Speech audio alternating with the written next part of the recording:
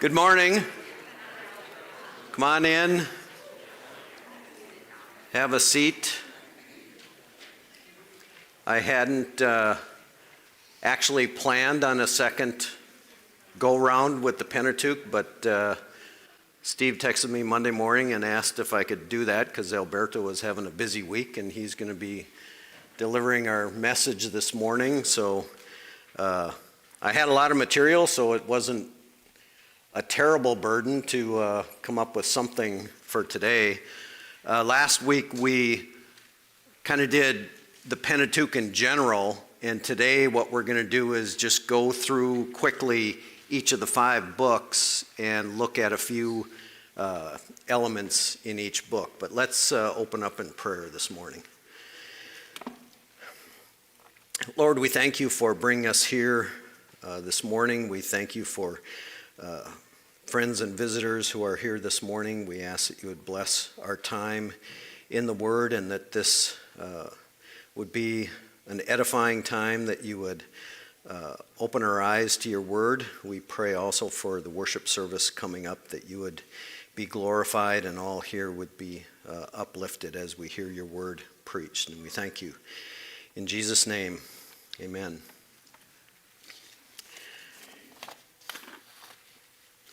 Well, just to remind you a couple things about the Pentateuch in general, I want to read you a couple quotes. We said 2 weeks ago that the overall theme in the Pentateuch had to do with land, offspring, and blessing. And I want to read a quote from this particular book. A lot of our examples, if almost all of them, are coming from this book today. If I had to recommend one book on the Pentateuch, it would be this. It's called An Apprenticeship on the Pentateuch, Torah Story. This is a second edition.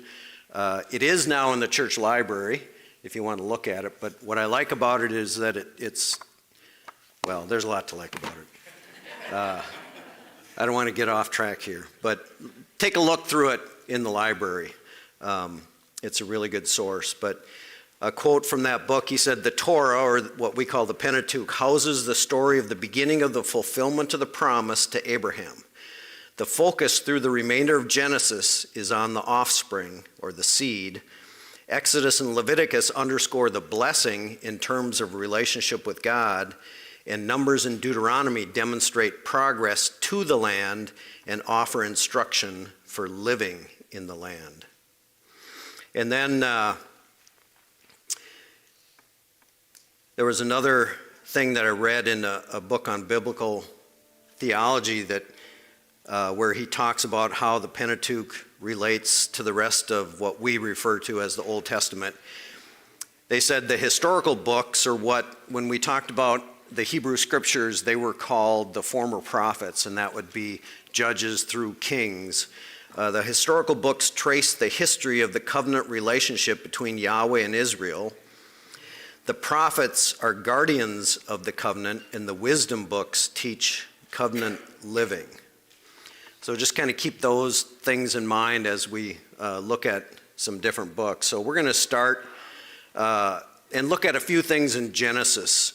Alberto's been taking us through Genesis and giving us some real great detail, and I want to look at some higher level structure that we can see in Genesis. But for each of the books here, I'm going to read you the theme of the book that I pulled out from Kassenberger's Biblical Theology. The main themes of Genesis are the promises to Abraham, which is land, blessing, and offspring, covenant, and the universal scope of God's salvation that aims to repair the created order. So what we're going to look at first, by the way, there are handouts, and in the handouts, I've given you one example from each of the 5 books of the Pentateuch. The other elements related to those books we're going to go through in the slides, but you could consider those are basically your homework. You can go back and go, well, how does, Abraham compare to the Israelites and so on. But let's talk about a little what's called a mirror image structure or a chiastic structure in Genesis, and this is built around the narrative of the flood. So it begins, and this covers Genesis 6 through the end of chapter 8. So at the beginning, God resolves to destroy evil mankind. Remember, he had seen all the evil on the earth. Then Noah builds an ark, gets that ark built, and Yahweh commands the remnant to enter the ark. The flood begins. The flood prevails 150 days, and the mountains are covered. And then this central event that turns everything around is God remembers Noah. And then it tells us the flood now recedes for 150 days, and the mountains become visible. And you'll see I've lettered corresponding letters. Now the earth dries, which corresponds to step 4, the flood begins. Now God commands the remnant to leave the ark, corresponding to him earlier commanding them to enter the ark. Now Noah builds an altar. Before he had built an ark, now he builds an altar. And then finally Yahweh resolves not to destroy mankind ever again. So you see this whole structure that leads to God remembering Noah, and then it goes in the opposite direction after God remembers Noah and the flood is over. So this is just one little structural element around this aspect of the narrative there in Genesis. So next, we're going to look at how, and Alberto touched on this a bit in our study in Genesis, how the fall of Adam compares to what happened with Noah after the flood. If you remember, Alberto told us that Noah is kind of like a second Adam, where he begins again after all the rest of mankind is destroyed, and he's given that command to be fruitful, multiply. But in the fall, we're told in Genesis 2 that Yahweh planted a garden, and then he put the man in the garden. So we have man in the garden. After the flood, Noah plants an orchard. Then we read in Genesis 3 about Eve, and she took some fruit from the tree and ate it. Noah, once his orchard was mature, and who knows how long that would have taken, I think typically grapes take something like 3 to 5 years before you can actually get fruit from them. So it wasn't he planted an orchard and the next day had some wine. There's some time that goes by. So Eve ate some fruit. Noah drank some wine. It says then in Genesis 3 they realized they were naked. And Noah laid uncovered, naked in his tent. Then it says they, Adam and Eve, made coverings for themselves. Noah's 2 sons covered him. Then it says in Genesis, after they had covered themselves, the eyes of both were opened. And when Noah woke up, he knew what had been done. And then finally, in Genesis 3, Yahweh says to the serpent, "Cursed are you."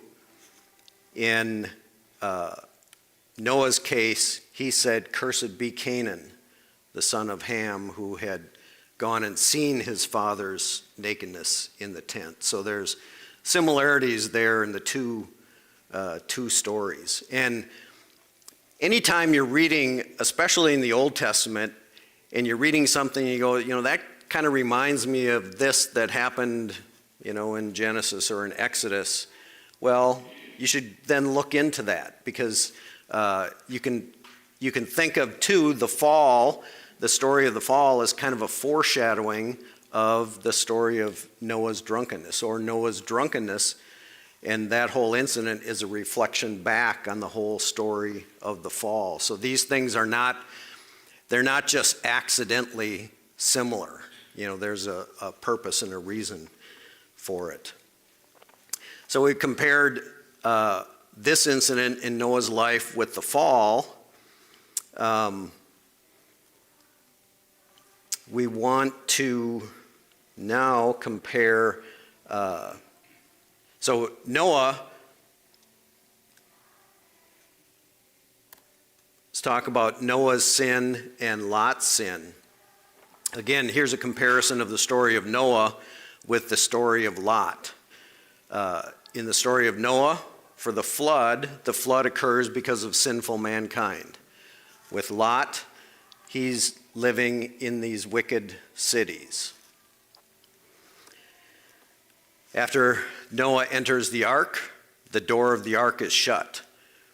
Remember, the angels pull Lot into his house, and the door of his house is shut. In Noah's case, the earth is flooded. In Lot's case, the cities are destroyed. Noah's family escapes the flood. Lot and his daughters escape the destruction of Sodom.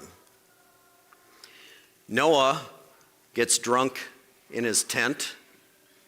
Lot is made drunk by his daughters in the cave. As a result of what happens with Noah's son seeing his nakedness, his descendant Canaan is cursed. In the case of Lot, to his daughters are born Moab and Ammon, which there's no curse pronounced upon them in their birth, but in Deuteronomy chapter 23, verses 3 to 6, Moses says, "No Ammonite or Moabite," those are the descendants of Ammon and Moab, "no Ammonite or Moabite shall enter the assembly of Yahweh, even to the 10th generation.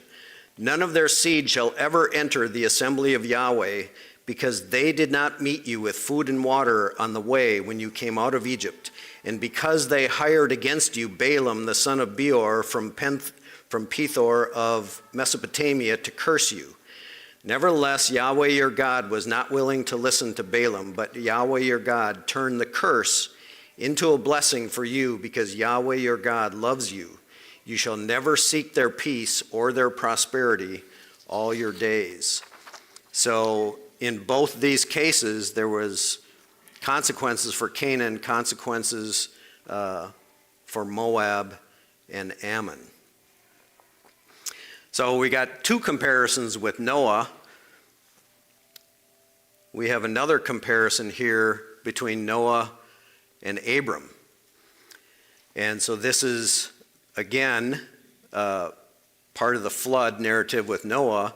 And then with Abram, this is God's initial call to Abram, telling him to leave his land. So in Genesis 8, we read that God said to Noah. In Genesis 12, we read, and God said to Abram. He told Noah, after the flood, go out from the ark. He told Abram to go out from his land. Noah went out, Abram went out. Noah built an altar, Abram built an altar. God blessed Noah, and God said to Abram, I will bless you. He told Noah, be fruitful and multiply. And he told Abram, I will make you a great nation. And then he told Noah, I will establish my covenant. And he told Abram, I will give your seed this land. So again, it's not a lengthy part of the narrative here, but there's some parallel aspects to it. And again, this is not accidental. So here's another kind of foreshadowing. Remember, so right after Abram is called and told to leave his land, he then goes and goes through Canaan a little bit and goes to Bethel, Shechem, and the Negev. And then it records in Genesis 8 that there was a famine in the land. So he went down to Egypt. Well, his going to and leaving Egypt kind of foreshadows the whole story of the Israelites in general going to Egypt and their exodus out from Egypt. So we'll look at that in the next few slides here. So again, in the Abraham story, I should have written Abram because it's Abram going to Egypt, not Abraham. He had not been given that new name yet. So Abram goes to Egypt because there's a famine in the land. In Genesis 46 or so, Joseph invites his family to come and live in Egypt because there was a famine in the land. So Abram goes into Egypt.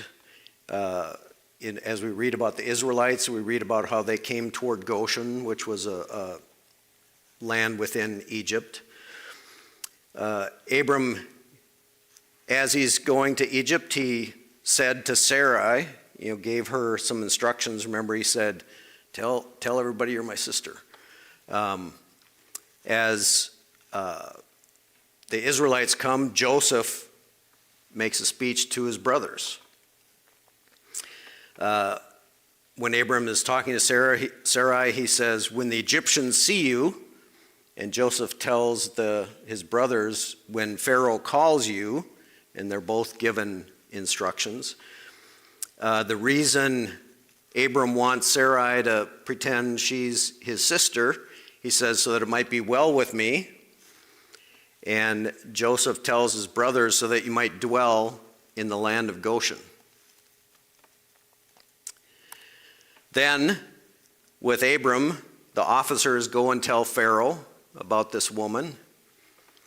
And with the Israelites, Joseph goes and tells Pharaoh about his family.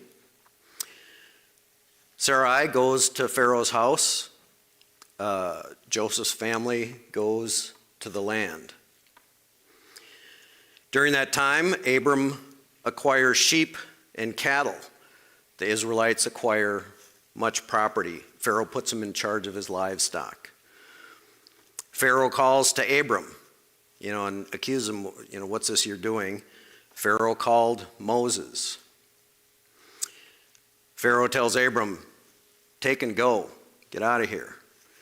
After all the wondrous signs, Pharaoh tells Moses, get out of here, take and go. So he sends them away, sends Abram and his people away. He sends the Israelites and their people away. Abram goes to Negev, which is kind of the south part of the land of Canaan. Israel goes to Succoth.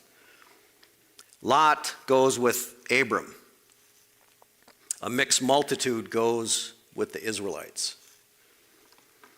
When they leave, they're rich with livestock. Abram is rich with livestock, and we read about the Israelites. They had very much livestock. And Abram worshiped God, and the Israelites celebrate the Passover.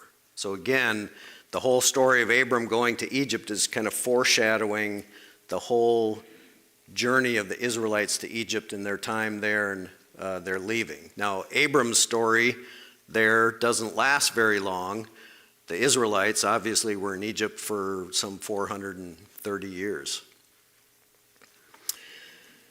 Okay, we've looked at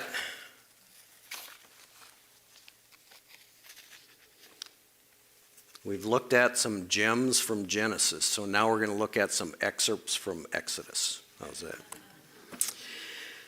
Okay, the main themes in Exodus are the revelation of God's name, his kingdom, God as rescuer and ruler, his sanctuary, and Israel as the corporate priest king.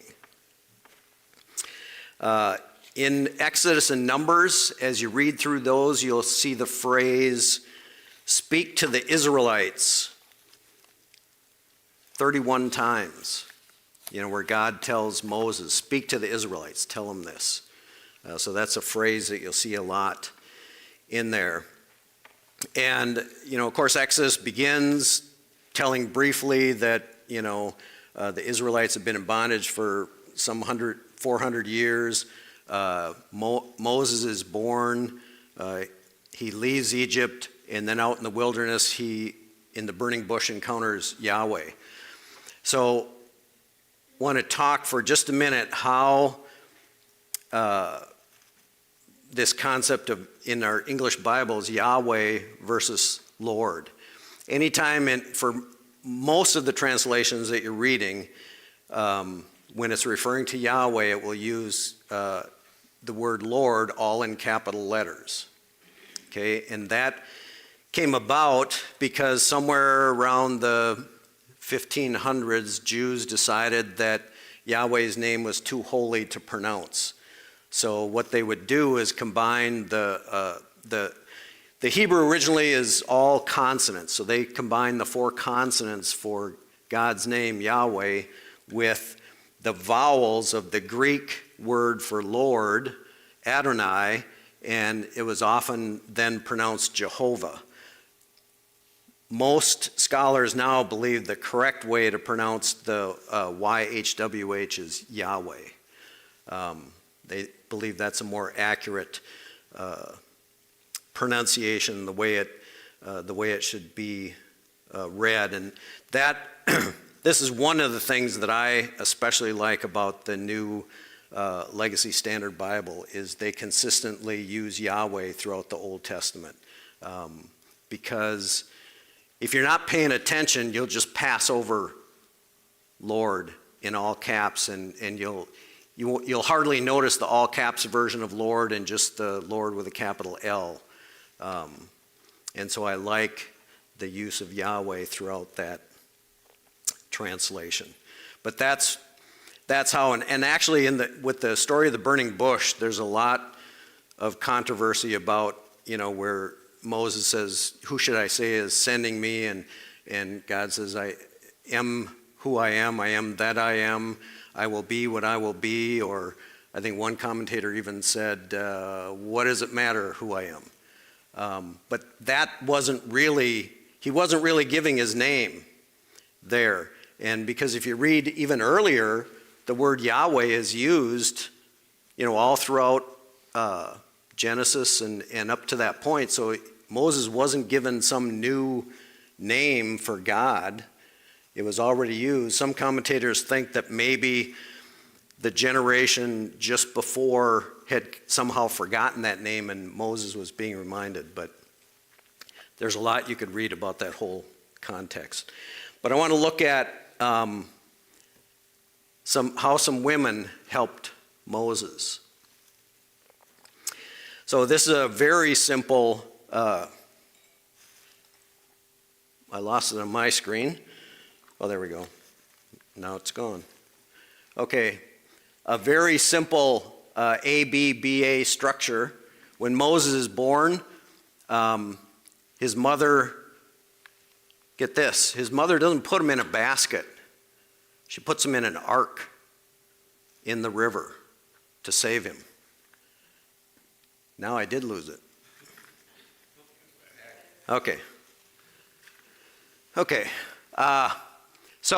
And Moses' sister Miriam watches to see what happens with him, right? So Miriam's watching, and 2 women deliver Moses from the river. Then Moses goes into the wilderness. After he's grown up, he goes into the wilderness, runs into Zipporah. Some shepherds are bothering her. Moses delivers Zipporah. And of course, he marries her. Then we have the story of Moses, the deliverer, in the burning bush.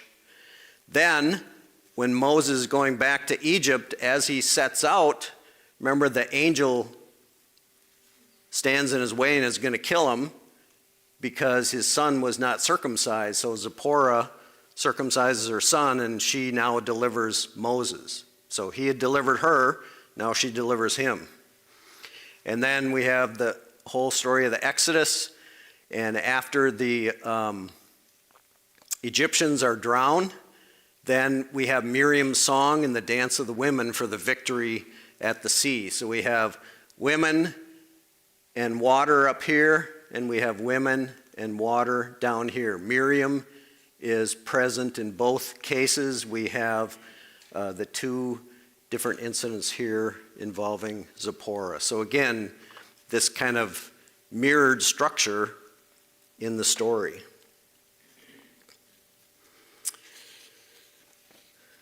Okay, so what's the big thing that you remember from the movie The Ten Commandments?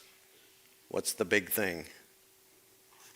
What's the whole bunch of things that happen? Literary license, okay, yeah. Well, I don't have any slides on that. Okay, so the 10 what? Plagues?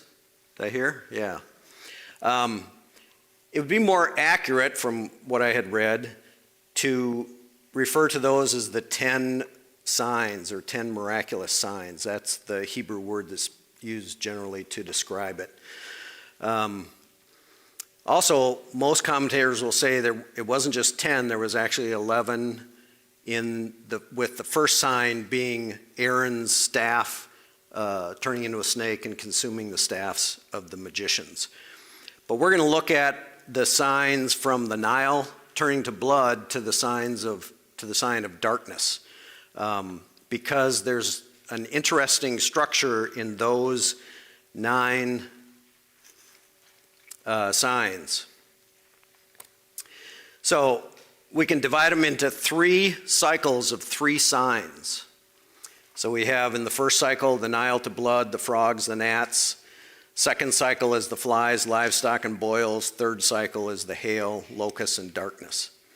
So in the first sign in each of those 3 cycles, the Nile to blood, the flies, and the hail, Pharaoh is warned in the morning. And some commentators even say he was warned in the morning by the river. In the second sign in each of the 3 cycles, the frogs, the livestock, and the locusts, Pharaoh is warned.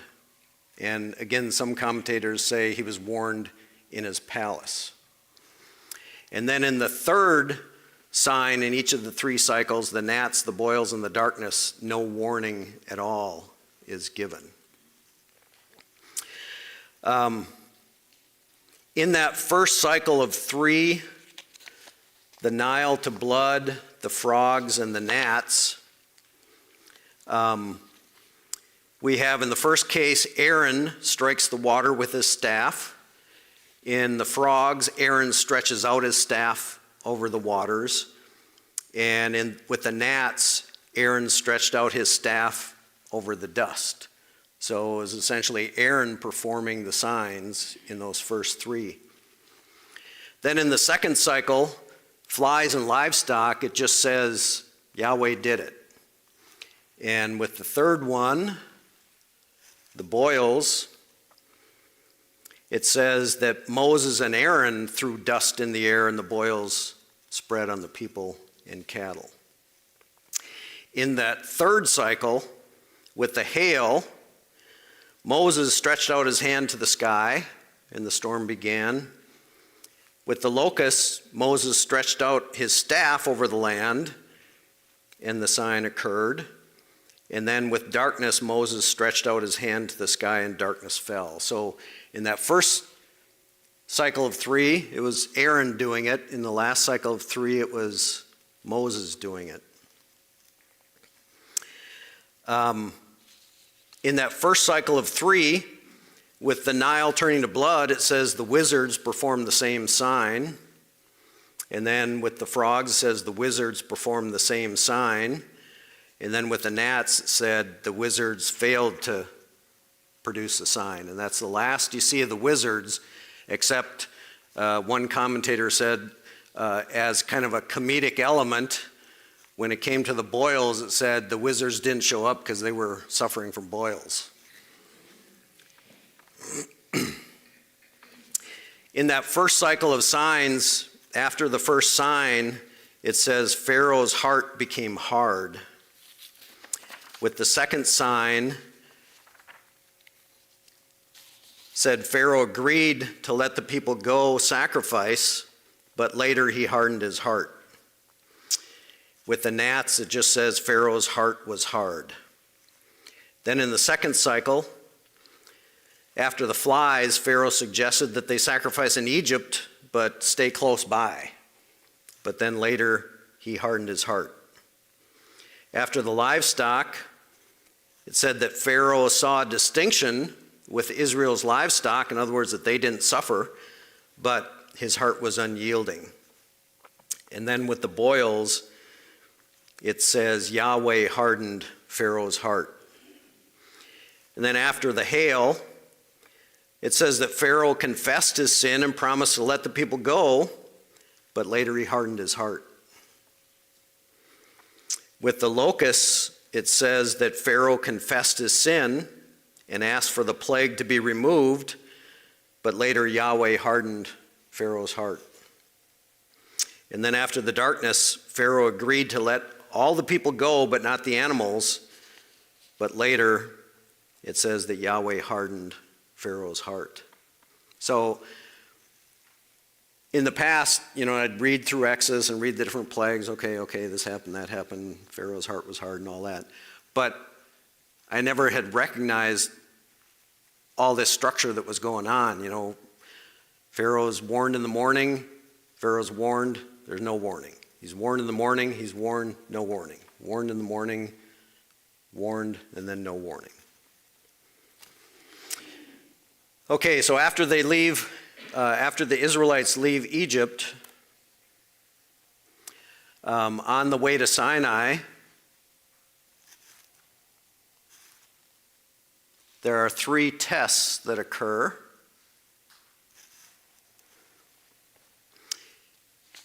Well, let's see. We're going to skip that one because I want to get through all 5 books.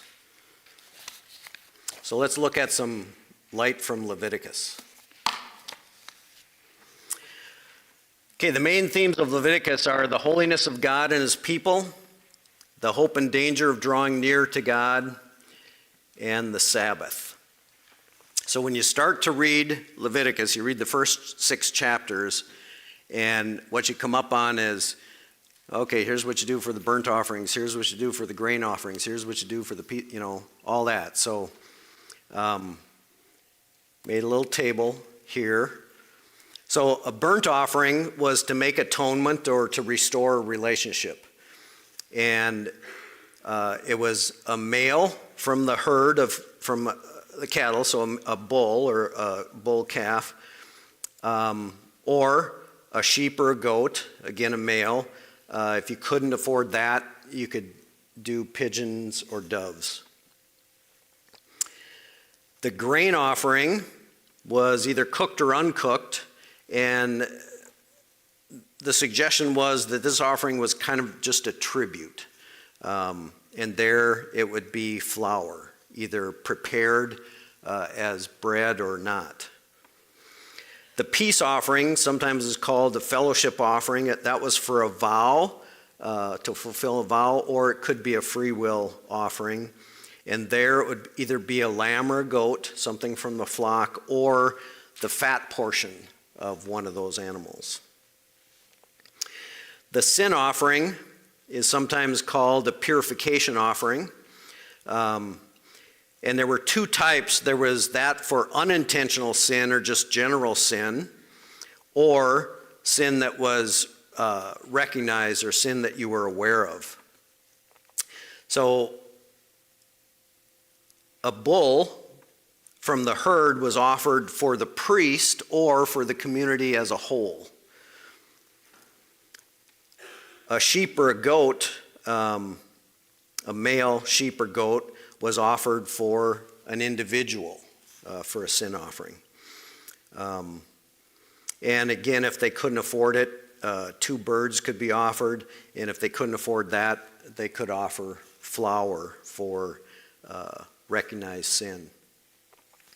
Then finally, the guilt offering, sometimes called a reparation offering, was something to be made for restitution and atonement for a wrong done to someone else, and there a ram would be offered.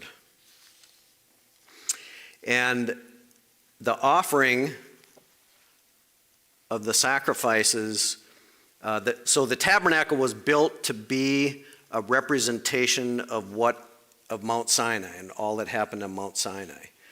And the sacrifices were meant to also be related to the progressive level of holiness when you go from the bottom of the mountain to the top. So at the summit of Sinai, only Moses was allowed to go there. And in the tabernacle, only the high priest was allowed to go in the Holy of Holies.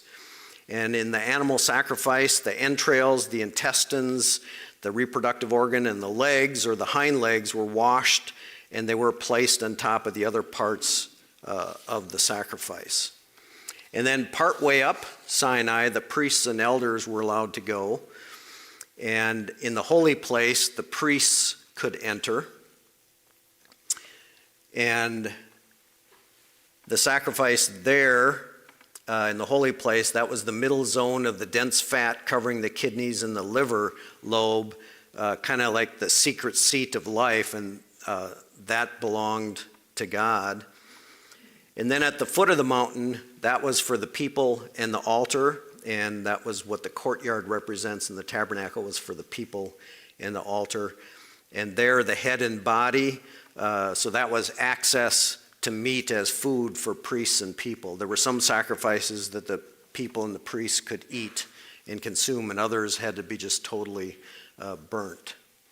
So there's that level of holiness in Sinai, in the tabernacle, and in the animal sacrifice.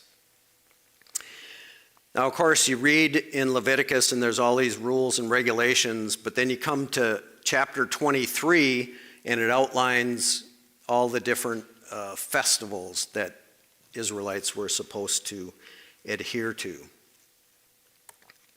So, I do have a slide.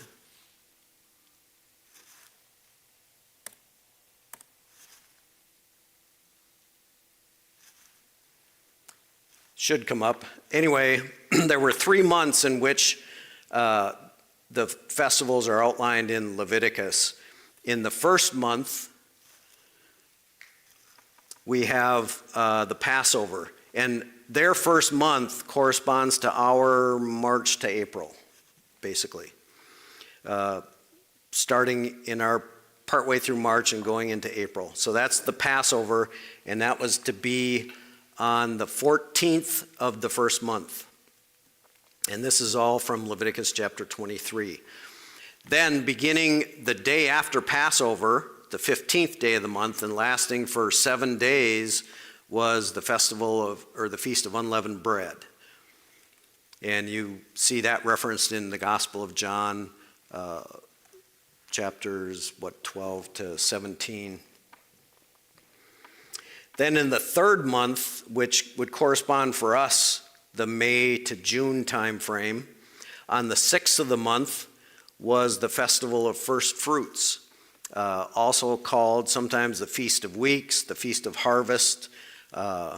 In the New Testament, or we now refer to it as Pentecost, because the first fruits was to be held 7 Sabbaths plus 1 day after the Passover. Well, 7 Sabbaths is 7 times 7, 49, plus 1, that's 50. So 50 days after Passover, we use the word Pentecost to describe that. And then the third set of festivals is in the 7th month, which for us is the September-October time frame. And we get this both from Leviticus 23 and Numbers 19. On the first day of the month was the Feast of Trumpets. On the 10th day of the month was the Day of Atonement, and then on the 15th day of the month, and lasting for 7 days, was the Feast of Tabernacles, which is also called the Feast of Booths or the Feast of Ingathering. And we're still dark, that's okay. So, those are just a few things I wanted to pull out for you from Leviticus. So, let's turn to Numbers. The main themes of Numbers are holiness, conquest, not conquest happening, but conquest in anticipation, and inheritance. So they were anticipating their conquest in the land that they were about to enter. But Numbers, as you read through the book of Numbers, it's not completely in chronological order. So you have to pay attention to time markers in Numbers. In the first verse in the book of Numbers, it says this occurs on the first day of the second month of the second year. In the second year, whenever it says second year, third year, whatever, that is the second year after exiting Egypt. So that's in the first verse in Numbers, first day, second month, second year. But in Numbers chapter 7, and we can get this by cross-referencing to Exodus chapter 40, that occurs on the first day of the first month of the second year, because it says right after the tabernacle was constructed, these events took place. And from Exodus, we know that was the first day of the first month of the second year.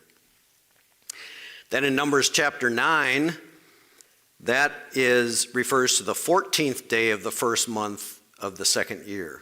So the events in Numbers 7 and up through 9 take place in that first month, but Numbers chapter 1, it takes place in the second month. So you want to pay attention to these time markers as you read through the book.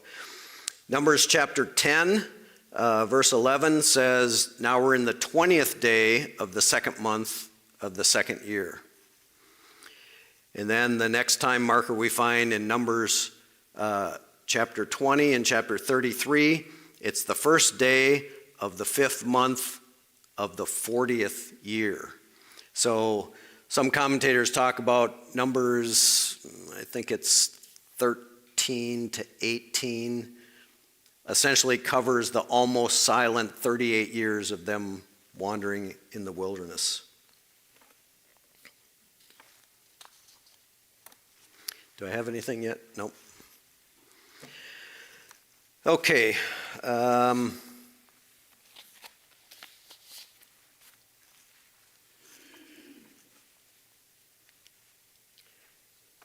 So, from Exodus, from them leaving, the Israelites leaving Egypt until they're about to enter the promised land, so roughly Exodus chapter 13, all the way through the end of Numbers, there's a series of travel camp narratives.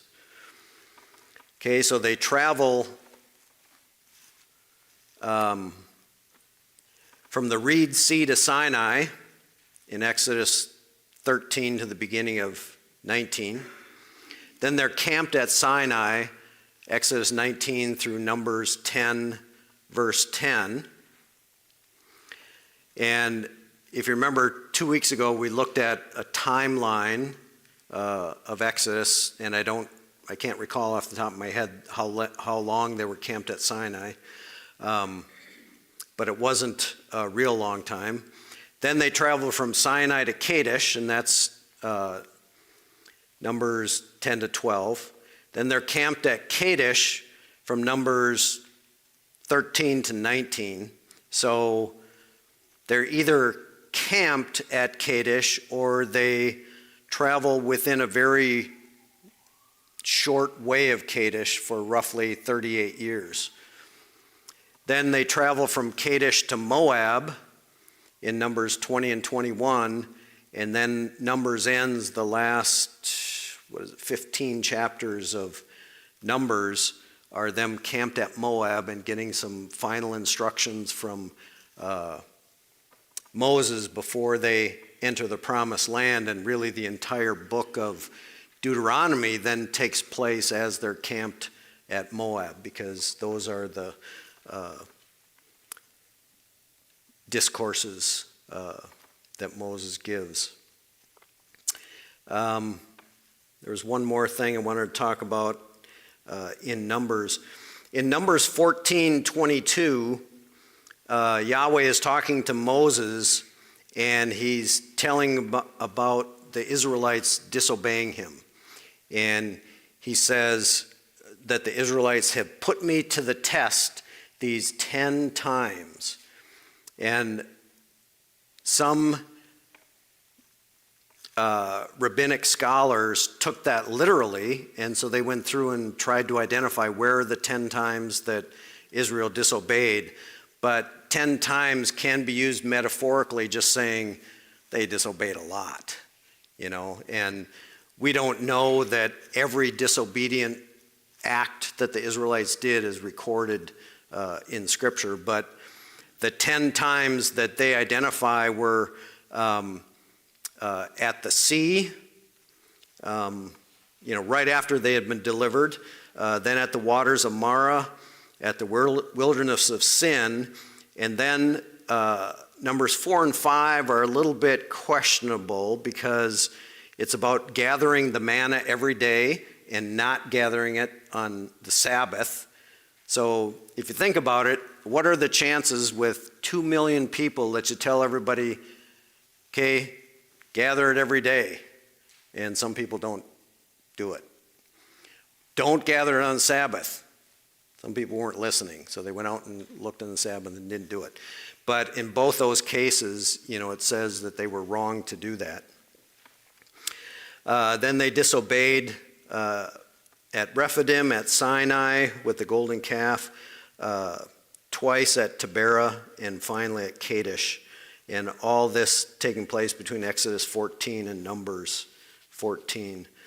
But again, most scholars, commentators today are not so convinced that it was, that the 10 times disobedience was supposed to be a literal number, as opposed to just they disobeyed a lot. Because if you read the story, it's just disobey, disobey, disobey constantly. Okay, done with knickknacks and numbers. So let's look at some directions from Deuteronomy. How's that? The main themes of Deuteronomy are the role of Moses, the land, God's instructions, and the office of the king. I'm actually glad this slide doesn't show because I have a typo. Okay.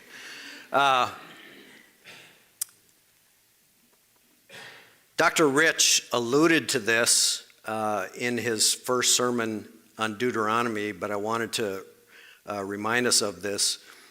Over the last, 50 to 100 years, scholars have realized that the structure of Deuteronomy is very similar to ancient Middle Eastern treaty documents.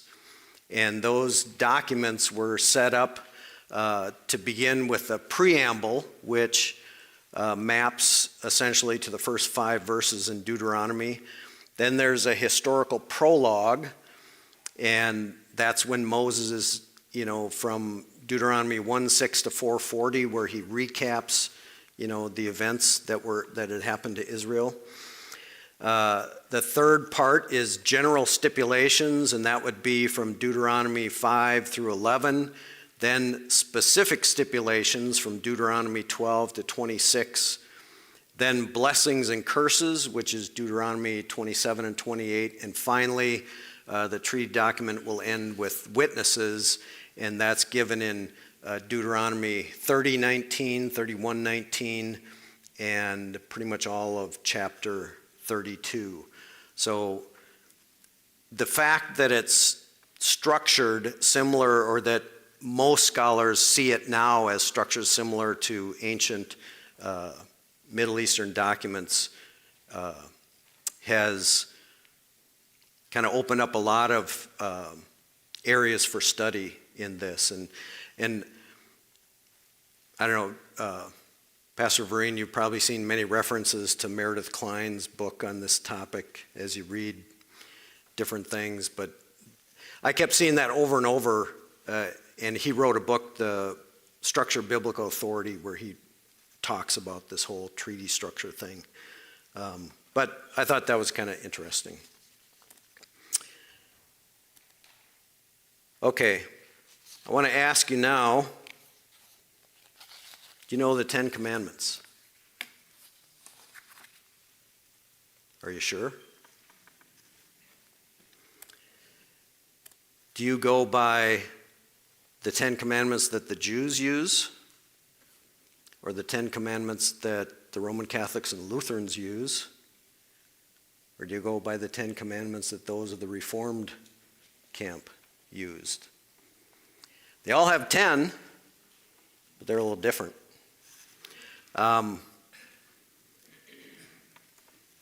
According to the Jews, the first commandment is, I am Yahweh your God. The second commandment is, no other gods or images. Whereas Roman Catholics and Lutherans and Reformed, their first commandment is, no other gods. Well, let's go back. The first commandment for Roman Catholics and Lutherans is, no other gods or graven images. The first two commandments for the Reformed, and I think that's where we fall, Commandment 1, no other gods. Commandment 2, no graven images. The commandment about not taking the Lord's name in vain, that's number 3 for the Jews. It's number 2 for Roman Catholics and Lutherans, and it's number 3 for the Reformed. Then the next commandment of the Sabbath day, would be number 4, number 3, and number 4 for the Jews, the Roman Catholics, Lutherans, and the Reformed. The next commandment for everybody is honor your parents. The next commandment for everybody is do not kill. The next commandment for everybody is do not commit adultery. The next commandment for everybody is do not steal. The next commandment for everybody is do not give false witness. The last commandment for the Jews and for those in the Reformed camp is do not covet. For the Roman Catholics and Lutherans, the number 9 commandment is do not covet your neighbor's house. And the 10th commandment is do not covet your neighbor's wife, and then it lists some other things as well, not to covet. So, if you have like Sunday school lessons somewhere about the 10 commandments, check and see which 10 are they.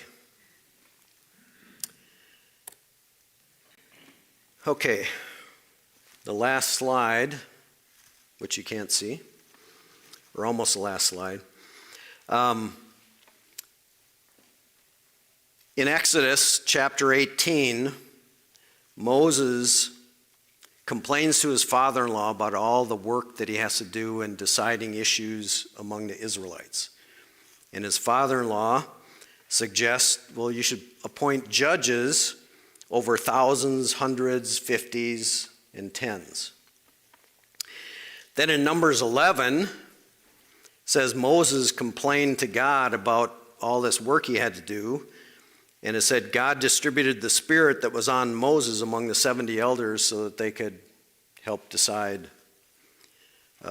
among all these issues. And then in Deuteronomy 1, Moses complains to the people, and he says, we're going to appoint judges and put them over thousands, hundreds, 50s, and 10s. So the result in all 3 cases is the same, Moses getting help with these lesser cases, but it's told to us from various perspectives, kind of like how the 4 Gospels tell us, 4 perspectives on the life of Christ.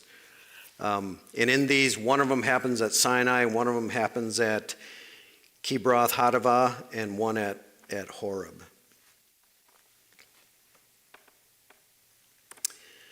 So finally, I want to ask you this question. How important is it to obey? How important is obedience? I was thinking about that reading through Deuteronomy.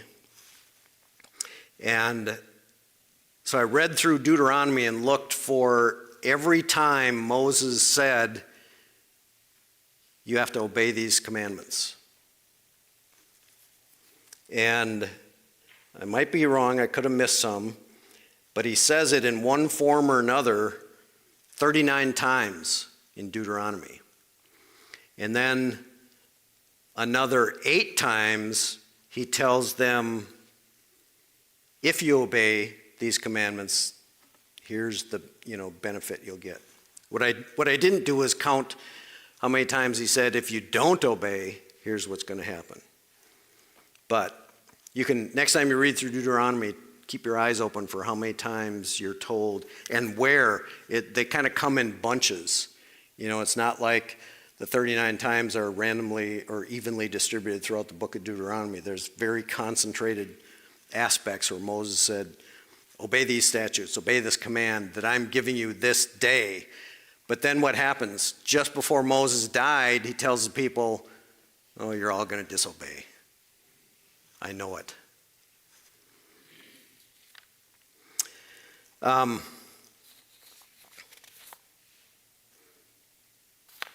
That is it. If anybody has any questions to which I can answer, I don't know, I'll take them.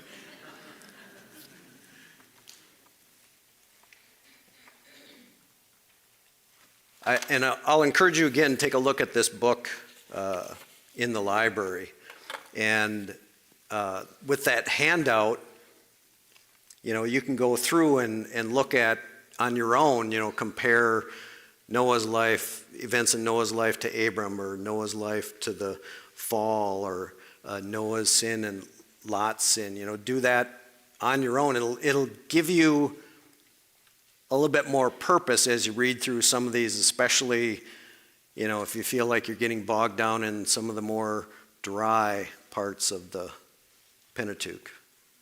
Yes? So you pointed out that Numbers 14:22, the Lord says to Moses, Israelite tested him 10 times. Yes. Do you see any correlation with the 10 plagues? Is there a correlation between God telling the Israelites that they telling Moses the Israelites disobeyed him these 10 times and the 10 signs to Pharaoh? I hadn't thought of that, but if you remember, I said a lot of scholars say there were actually 11 signs with the snake, and I think a few of them even think 12 signs with the sign of the leprosy. Yeah, I hadn't thought of that, and I don't know if you could try to map those, I guess. I didn't mention those with the 10 signs to Pharaoh. There are a few commentators, and most conservative ones dismiss this whole concept, but they try to tie in each of the 10 signs to a different Egyptian god to show that Yahweh was showing himself superior to the Egyptian gods, but there are so many Egyptian gods that you can't even figure out which one you should try to assign to each plague. So if you come across that in a commentary, just skip a few pages and go on to stuff that makes more sense. Okay, yes, Rana?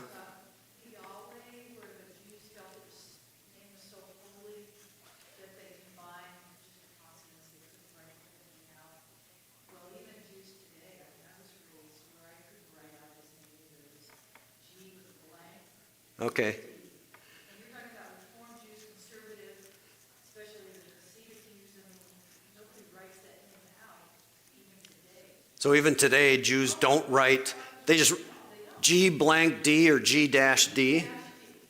Okay. So when you see it, Yeah. written out by a Jew or some, Yeah, so even today, they won't even write out, much less speak it.